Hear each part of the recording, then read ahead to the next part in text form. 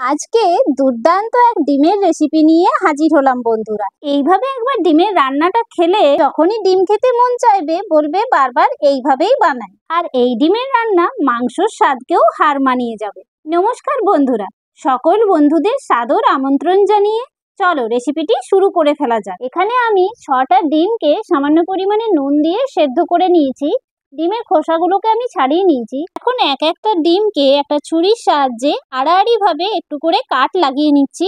ঠিক এইভাবে প্রত্যেকটা ডিমকেই আমি একটু একটু করে কাট লাগিয়ে নেব। এইভাবে ডিমকে একটু চিড়ে নিলে ডিমের ভেতরে খুব সুন্দরভাবে মশলাটা ঢুকে যায়। এখন ডিমগুলোতে দিয়ে দিচ্ছি সামান্য পরিমাণে হলুদ গুঁড়ো আর সামান্য পরিমাণে নুন। এবার হাত দিয়ে নুন হলুদটাকে ডিমের সঙ্গে খুব ভালোভাবে মাখিয়ে নিচ্ছি। এদিকে কড়াইয়ে 3 টেবিল চামচ সর্ষের তেল গরম করে নিয়ে একটা ডিমকে আমি দিয়ে দিলাম।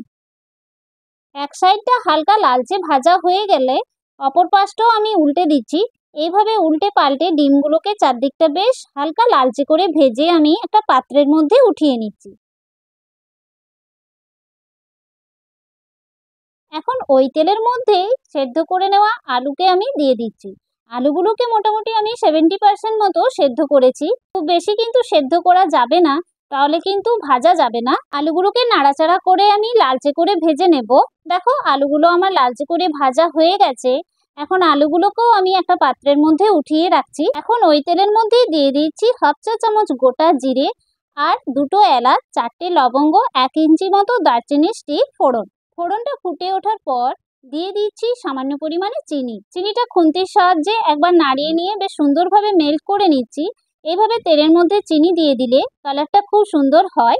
দেখো চিনিটা খুব সুন্দর একটা লালচে রং ধরেছে আর ফোড়নটা থেকে খুব সুন্দর একটা মিষ্টি সুগন্ধ বেরিয়েছে। এর মধ্যে এবার দিয়ে দিচ্ছি 2টো মিডিয়াম সাইজের কুচনো পেঁয়াজ। পেঁয়াজটাকে আমি লালচে করে ভেজে নেব, তবে গ্যাসের ফ্লেমটাকে মিডিয়ামে রেখে পেঁয়াজটাকে ভাজতে হবে। দেখো পেঁয়াজটা আমার খুব সুন্দর লালচে রং ধরে গেছে। এখানে আমি 2টো টমেটোকে পেস্ট করে নিয়েছিলাম, সেই পেস্টটাকে এর মধ্যে এবার দিয়ে দিলাম। পেস্টটাকে দিয়ে খুব সুন্দরভাবে কষাতে হবে যাতে করে টমেটোর কাঁচা গন্ধটা চলে যায়। মোটামুটি 2 থেকে 3 মিনিট মতো আমি কষিয়ে নিলাম। এবার এর মধ্যে দিয়ে দিচ্ছি 2 চা চামচ আদা রসুন কাঁচা লঙ্কা বাটা, দিচ্ছি হাফ চা চামচ হলুদ গুঁড়ো, 1 চা চামচ ধনে গুঁড়ো, হাফ চা চামচ জিরে গুঁড়ো, সুন্দর কালারের জন্য দিয়ে দিচ্ছি 1 চা চামচ কাশ্মীরি লাল লঙ্কা গুঁড়ো, স্বাদ অনুযায়ী নুন। আদা রসুন বাটার বাটিটা ধুয়ে দিয়ে দিচ্ছি সামান্য পরিমাণে জল, যাতে করে মশলাটা না পুড়ে যায়। এবার মশলাটাকে খুব সুন্দরভাবে কষাতে হবে। মশলা ভালো করে কষানো না হলে রান্নায় কিন্তু স্বাদ আসবে না বন্ধুরা। দেখো মশলাটা খুব সুন্দরভাবে কষানো হয়ে গেছে, সাইড থেকে তেল ছাড়তে শুরু করেছে। এখন এর মধ্যে আমি ভেজে রাখা ডিম আর আলুটাকে দিয়ে দেব। ডিম আর আলুকেও মশলার সাথে মোটামুটি 1 থেকে 1.5 মিনিট মতো খুব ভালো করে কষিয়ে নেব।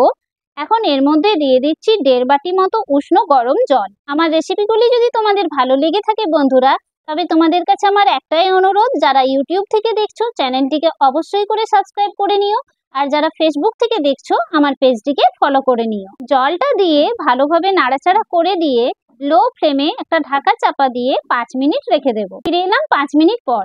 এখানে আমি জলটা একটু বেশিই দিয়েছি, তোমাদের যদি বেশি পছন্দ না হয় তাহলে একটু কম করে দিও। এবার ফ্লেমটাকে আমি বন্ধ করে দিলাম।